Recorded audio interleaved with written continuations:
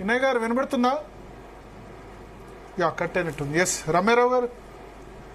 So ఒకటి ఇప్పుడు అమర్ గారు చెప్పారు గాంధీ భవన్ నుంచే ఆ లెటర్ లీక్ అయింది, స్క్రిప్ట్ అంతా కూడా గాంధీ భవన్లో ఇచ్చారు, బ్లేమ్ మీ మీద వెళ్తుంది. బీఆర్ఎస్ అదే చెప్తుంది, కాంగ్రెస్లో జాయిన్ అవ్వడమో లేకపోతే కాంగ్రెస్కి అసోసియేట్గా ఉండడమో జరిగిపోయింది. ఇంకొద్ది మంది ఏమో మన మంత్రివర్గ విస్తరణలోనే మంత్రి పదవి రావాలి, బట్ సంభవం అది జరగలేదు అని అంటున్నారు. బొమ్మ బొట్టును నమ్ముకున్న పార్టీ బీజేపీ పార్టీ. వాళ్ళు ఎంతసేపు గాంధీ భవన్ మీదనే గురి పెడతారు, ఎక్కడేం జరిగినా గాంధీ భవన్ కు ఆపాదిస్తారు. మరి ఇది బీజేపీ వాళ్ళు గతంలో నన్ను ఏక్నాథ్ షిండేగా అమ్మన్నారు అని కవితనే చెప్పింది, వాళ్ళే మరి ఇదంతా చేయించుండొచ్చు. మళ్ళీ గాంధీ భవన్ అంటారు ఏంటండి? ఇప్పుడు రాసుకుంది కవిత, లీక్ చేసుకుంది వాళ్ళు, మధ్యలో గాంధీ భవన్ కి ఏం సంబంధం అని? అది లీక్ అయినాకనే గాంధీ భవన్ మాట్లాడింది, లేకుంటే గాంధీ భవన్ ఏమైనా సృష్టించిందండి? మా అధికార ప్రతినిధి ఎప్పుడు మాట్లాడిండండి? అది లీక్ అయినాక మాట్లాడిండండి, అది లీక్ అయినాక మాట్లాడిండండి. మీరు అట్లా అనకండి. గాంధీ భవన్ కు ఆ లేఖకు లీకుకు మాకు సంబంధం లేదు. మీరు బీజేపీ వాళ్ళు డైవర్ట్ చేయడానికి ఇదంతా మీరు నడిపిస్తున్నదే, మీరు చేస్తున్నదే. అనవసరంగా గాంధీ భవన్ కంటగడుతున్నారు. మీరు తెలంగాణలో బలపడాలనుకుంటున్నారు, మీరు ప్రభుత్వం రావాలనుకుంటున్నారు. దాంట్లో కవితను పావుగా వాడుకుంటున్నారా, ఇంకేం చేసుకుంటున్నారో ఏమైనా చేసుకోండి, మాకు సంబంధం లేదు. కానీ లేఖను మా కంటగట్టడం అవసరం లేదు. కవిత మా పార్టీకి అవసరము లేదు. మా పార్టీ కవితను తీసుకోదు. ఆల్రెడీ మా హైకమాండ్ చెప్పింది. నిన్న మా పిసిసి చీఫ్ మహేష్ గౌడ్ గారు కూడా వెరీ క్లియర్ గా చెప్పిండ్రు. నిన్న మా రేవంత్ అన్న గారు కూడా నేను ఎవరైనా ఉండాల్సిన అవసరం లేదు, ఆ దిక్కుమాల పని నేను చేయాలని కూడా చెప్పాను. ఇప్పుడు ఇది తెలంగాణ రాష్ట్రం గురించి మాట్లాడుతుంటే మీరు షర్మిల గురించి మాట్లాడుతారు. అవునండి, ఆమె అక్కడ ఆంధ్రాల పార్టీ పెట్టుకోకుండా ఇక్కడ పెట్టింది ఇక్కడ. అదేనండి, కవిత పోయి ఆంధ్రాలో పెట్టట్లేదు కదా, పెడతదో పెట్టదో ఏమైతుందో. మీరే ఇదంతా నడిపిస్తున్నారు కావచ్చు డ్రామా. మీరే తర్వాత కేసులు క్లియర్ చేస్తామని మీరే తీసుకుంటారు కావచ్చు. ఏదో నడప మాటల మీ నాన్న డిస్టర్బ్ చేయి, మానసికంగా వెదబెట్టు, టీఆర్ఎస్ పార్టీని భ్రష్టు పట్టించు, తెలంగాణ నమ్ముకున్న ప్రజలకు కానివ్వండి, బీఆర్ఎస్ పార్టీ నాయకులను కానీ ఆగమాగ మగ్గేమ గోచరం చేయండి. అప్పుడు ఫామ్ హౌస్ ఫైల్స్ లో ఉన్న కోపము ఈ రకంగా నిన్ను పావుగా వాడుకొని మేము నిన్ను బలి చేసుకుంటూ మేము గాంధీ భవన్ కు కాంగ్రెస్ పార్టీ వాళ్ళను బదనాం చేస్తాము, మేము బలపడతాము అనే రకంగా ఇది బీజేపీ వాళ్ళ వ్యవహారము అని మేము కూడా భావించాల్సి ఉంటుంది. గతంలో కూడా మోడీ గారు కానీ అమిత్ షా గారు కానీ కాళేశ్వరం ఏటీఎం అని మాట్లాడింది వాళ్ళే, సిబిఐకి ఇవ్వకుంటే ఇవ్వలేదంటారు. మరి సిబిఐకి ఇప్పుడు ఇచ్చాం కదా, మీ చేతుల్లోనే ఉంది కదా, మరి మీరే దాన్ని చేయాల్సింది కదా. మరి కవితను అరెస్ట్ చేయకుంటే అసలు మీకు తెలంగాణలో ఒక్క ఎంపీ సీట్ అన్నా మీరు గెలిచే వాళ్ళ? ఒక్క ఎంపీ సీట్ అన్నా మీరు గెలిచే వాళ్ళ? కనీసం మీకు క్యాండిడేట్లు ఉండరు, అసెంబ్లీలో పోటీ చేయడానికి క్యాండిడేట్లు ఉండరు, ఎంపీ క్యాండిడేట్లు ఉండరు. అట్లాంటి వాళ్ళు మీరు గాంధీ భవన్ గురించి ఏదో అడ్డిమారి గుడ్డిలో గెలిచిండట రేవంత్ రెడ్డి. ఎట్లా అడ్డిమారి గుడ్డిలో గెలిచిండండి?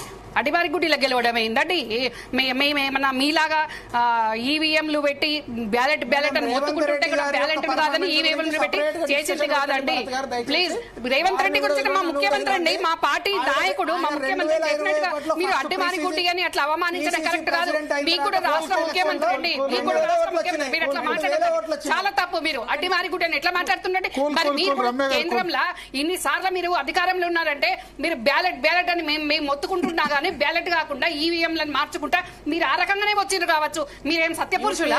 పెట్టండి బ్యాలెట్ పెట్టండి, మీరు బంద్ చేసి బ్యాలెట్ పెట్టండి. ఇప్పుడు మేము డిమాండ్ చేస్తున్నామండి, మీరు మేము డిమాండ్ చేస్తున్నాం బ్యాలెట్ పెట్టండి, ఈవీఎంలు బంద్ చేయండి.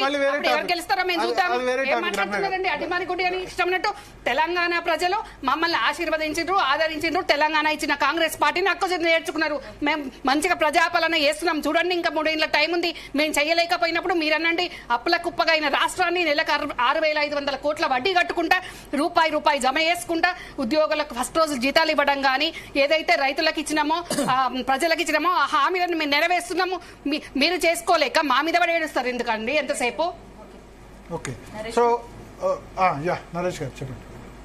ఓకే, ఒకటే ఒక మాట నరేష్ గారు, బిఫోర్ దట్ ఇప్పుడు ఈ రోజు గాంధీ భవన్ వేదికగా నేను అనడానికి కారణం అది జరిగింది కాబట్టి, అంతేగాని జరగలేదండి. ప్లీజ్ ఇది వాపస్ తీసుకోవాలండి. గాంధీ భవన్ కి సంబంధం లేదండి.